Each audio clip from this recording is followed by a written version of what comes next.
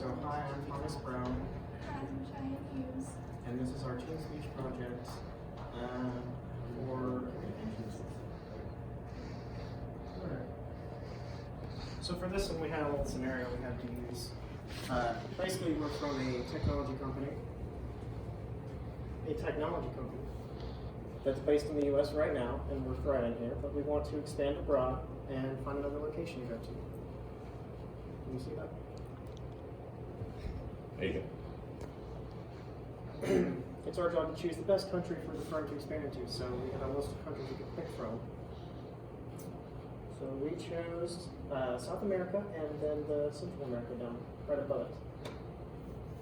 And then inside that we chose Brazil and Panama to research and decide which one would be best for a technology company to go to.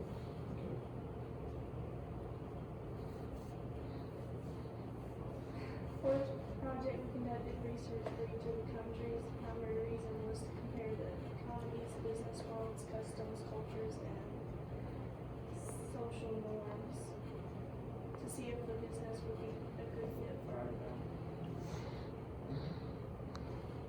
So first we looked at the education in Panama, and according to the World Trade Press, in their article on the education structure of Panama, children in Panama start school at the age of 6 and are required to by law to complete primary and middle school education. They can leave school at the age of 15, so there's really not high school year there.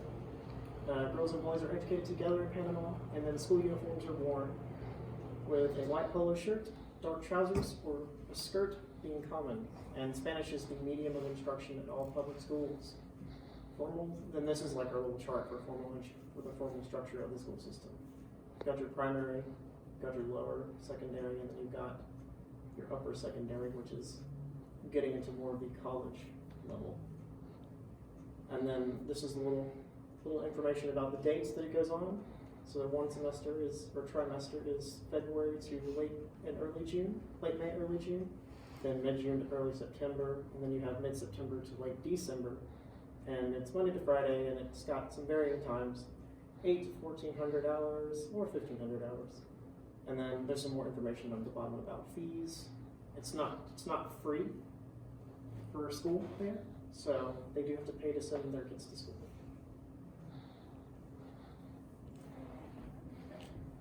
This is business etiquette in Panama. The top part is the unemployment rate is 4.5% unemployed. The employment rate is 64.4%.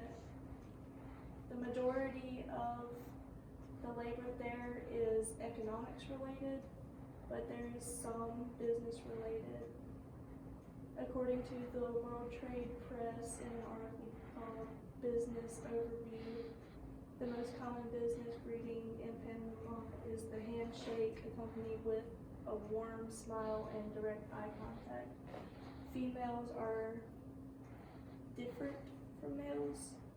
They have a place in the male, like they're able to do everything that a male can do, but they have to be higher class.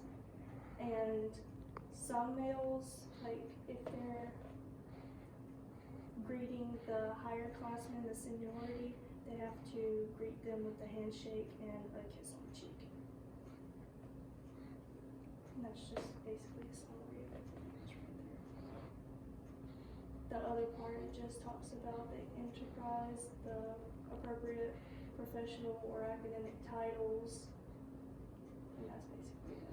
And whenever you're greeting the seniority, you have to greet them by Mr. or Mrs. or Miss. You can't, and you have to greet them by woman or male. You can't greet them any other way. There's no like unisex way to greet. So as for the gender roles in Panama, men and women mostly share the same public spaces by day, if not by night. The Old Spanish, more known as machismo, a system of men's dominance and women's dependence, still holds sway today and limits certain things and limits certain settings to men, like football, soccer, cockfighting pits, and certain private clubs. Aside from these areas, there's no real gender segregation in public. In Panama, only high-class women can make the same life choices as men. And like she was saying before, the Kuna Indian community is an exception. They celebrate the Inasuid, coming of age rite, after which adolescent girls are afforded a great deal of influence over their own lives. Despite reactionary stereotypes, increasing numbers of women are entering politics. The attitude of the Panamanian men towards women is double-edged. On one hand, chivalry compels acute politeness, while on the other hand, low expectation of women's capabilities confines many women to traditional roles. This conflicts with the constitutional guarantees of equality, although key issues such as marriage are ignored. Rural women prospects are comprised by convention, while younger women in the cities are freer. The woman's class also dictates whether she enters a well-paid career or cooks, cleans, and raises children. Compared to its neighbors, Panama can boast a decent number of women in academia, the civil service, and the government. As a visiting businesswoman, you will automatically be viewed as a member of the upper class and will be treated with courtesy, though perhaps not with the same respect as your male colleagues.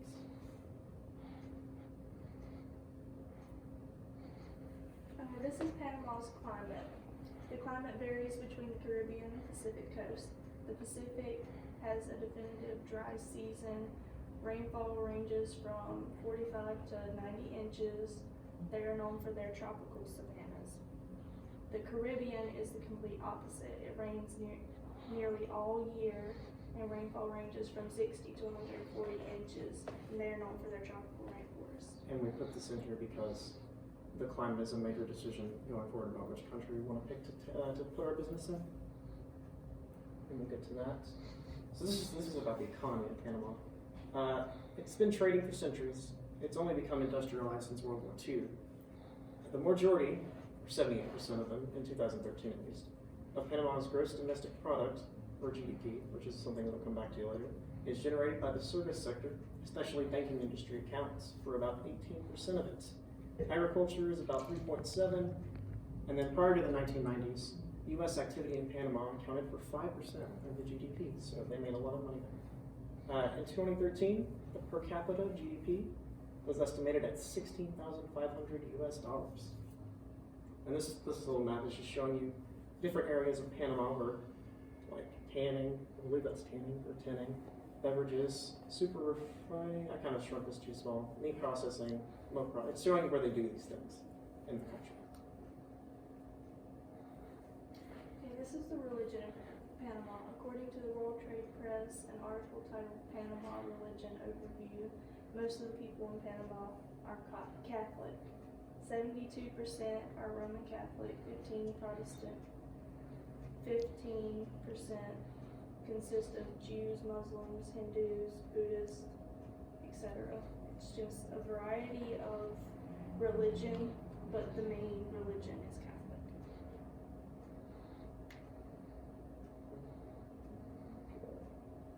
Okay, so according to Simone Flynn, and Barrett Hatchcock, writers of an article called Panama on the Salem Press website, Panamanians greet one another in a very reserved and formal manner. Handshakes are the most common greeting, as with business, with eye contact, and sometimes a kiss on the cheek. This shows respect and is often considered a sign of potential friendship. In our informal or business settings, you address someone as Sir, Mr., Mrs., Miss, as she was stating earlier about business etiquette. It's also used when meeting someone for the first time. Once familiar, Panamanians will demonstrate respect and status differentiation through the use of honorific titles as Don for men or Doña for women before an individual's first name.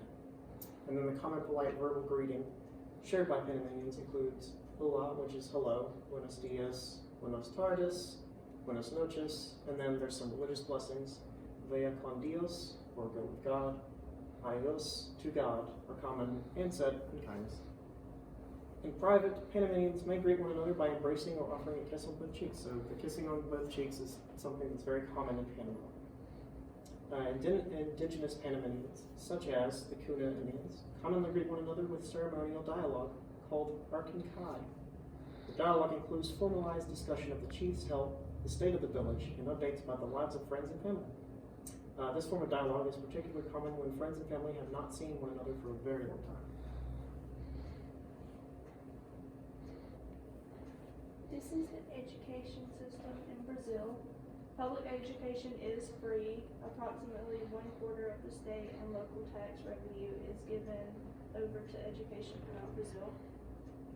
In more recent decades, the adult literacy rating has risen from 81% in 1990 to 90% in 2010. Primary school enrollment rates have increased and children tend to stay enrolled in school longer. In larger population areas like Brasilia, the literacy rate is much higher, 93%, than in rural communities. The projected literary rate for Brazil in 2015 was 92.4% of adults 15 and older. And that's just the percentage. Again, they have a longer period of school time here, so that's why they stay in school longer, as opposed to Panama, where they kind of get out at the middle school level. And then this is a lot about the business etiquette in Brazil. And one of the pages we used a lot was on the website Global Road Warrior, the business experience in Brazil and in Panama.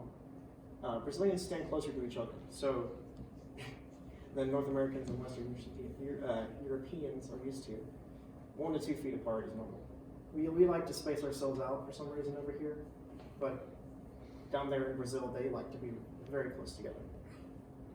Widening the distance is kind of something it's often done unconsciously by us, and it's seen as unfriendly by Brazilians. So that's something we would have to watch out for if we move there. During conversations, direct and sustained eye contact is preferred as it communicates sincerity in Brazilian culture. Shaking hands in business situation is another thing that those doing business in Brazil often do. After meeting a few times, women will kiss both other women and men on the cheek, typically once on each cheek. Men may embrace briefly. When meeting someone for the first time, it's considered polite to offer a muito prazer, or my pleasure, which, if you think about that, when you go through the Chick-fil-A line, that's what they would be saying.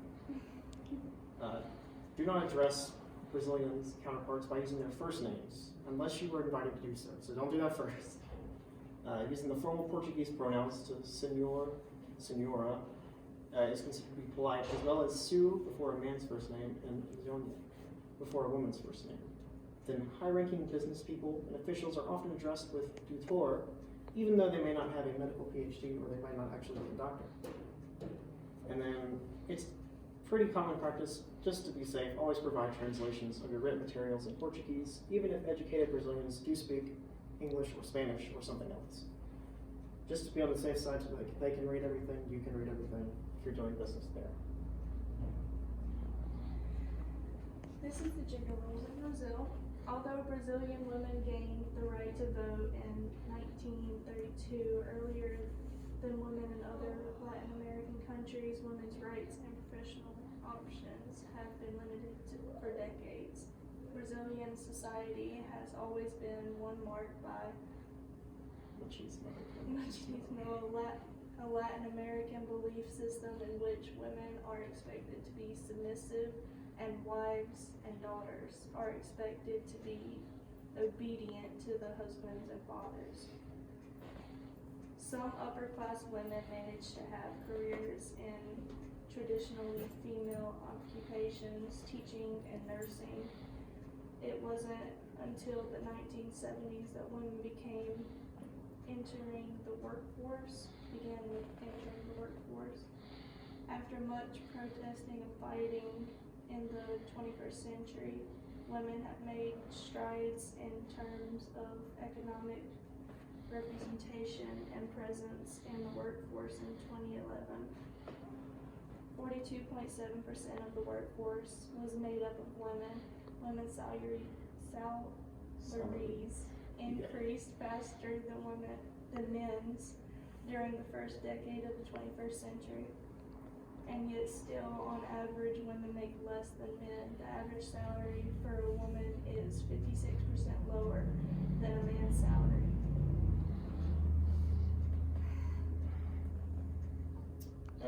Brazil has the 8th largest economy in the world, which is a nice thing. And it's definitely something for a country that we would look at if we're going to move business there. It is recovering from a recession that occurred in 2015 and 2016 that was ranked as the worst in the country's history. But according to the World Factbook, the GDP has shown to be increasing as of 2017, so it's going up, it's getting back up there. And although the economy has been negatively affected by multiple corruption scandals involving private companies and government officials, sanctions against these firms and arrests of government officials have been created, which limit those business opportunities, so no more scandals, kind of. And it's created more opportunities for foreign companies, with us being a US company going into Brazil would be like that, to step in and, you know, compete in what used to be a closed market, which is now becoming a free market.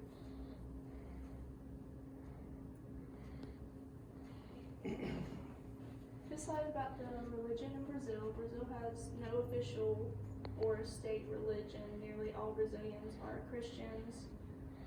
Of these, about 3/4 are Roman Catholic, with Protestant the next most widely practiced. Protestant denominations, including Lutherans, Presbyterians, and Baptists, tend to be concentrated in the southern Brazil, which was a center for German and Northern European immigrants. During the 19th and 20th century, most Protestants and Pentecostal or evangelicals and the rapid growth in churches are challenging the traditional dominance of the Catholic Church in Brazil. Adherents of African and I don't know what's this one. religions constitute a small percent of the population, mostly in northern Brazil. Followers of Spiritism constitutes an even smaller percentage of the population, mostly concentrated in the south. And Spiritism is an article of faith that involves communicating with deceased spirits, which I found interesting, so I included that there. I find that a little scary. So as for the social customs, there really is no official religion, but there is an official language of Brazil, which is Portuguese. But other languages like English, Spanish, and French are very commonly used. Soccer, or what they call football, what we call soccer, is an important sport for many in Brazil, especially in the demographic of 15 to 25-year-olds, I believe. And then eating in Brazil is another thing altogether. Families eat lunch together almost every day. Actually, kids and adults get off work to go eat lunch with each other every day. So it's pretty nice. Although if it's like a work lunch, coworkers would go to like actual restaurants and stuff. But from what the information I researched, I didn't say much about families going out to eat. Mainly they eat at home. But when it's like a business lunch, all the coworkers would go out and eat at restaurants. And then according to Cal Spellinger and Isid in their online article, Brazil, television is the most popular mode of media communication in Brazil. TVs are everywhere. Bars, clubs, restaurants, stores, even those mobile hot dog vendors on the side of the street. Although the internet has grown to be a major source of information and entertainment, with, in 2009, approximately 40 million personal computers and 75 million internet users in Brazil, Brazil has the highest Twitter participation rate than any other country in the world, which I found surprising. You can talk about Panama if you'd like. Okay.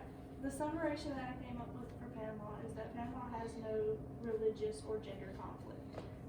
There's no data proving that there's no conflict between the two. And although that women have a part in everything that a man can have a part in, they are limited still. They can't do everything unless they are higher class, and they are still limited even if they are higher class. Their climate is either rainy or very dry. There's no in between. They have numerous religious the majority are Catholic. Education is not free or segregated. They're mainly agricultural rather than business. They're very formal people, especially when it comes down to business greetings. And although Panama is a beautiful country and shows some potential for our tech business, Brazil is the better choice of the two. And to further go with that, Brazil has no major religious issues and very minor gender role issues. Women have been shown in more recent years to be gaining more and more economic representation and have been taking more positions in the workforce in terms of accounting and business and stuff like that. The major religion is Roman Catholic. However, Brazil does have a ton of other practicing faiths throughout. The education system is free, and it has shown that Brazilians will stay in school longer than those who live in Panama. When it comes to business, Brazil has far more technologically savvy workforce places than the agriculturally based Panama. More people use the internet, basically, which is probably a good thing for a tech business, for creating tablets and such. And finally, business etiquette is pretty similar to the ones in the United States, so it wouldn't be that much of a change that we would have to make since we currently live here. So yeah, I really think Brazil would be a better choice for a tech company. So this is all the works cited. And I believe that is the end. So thank you for listening, and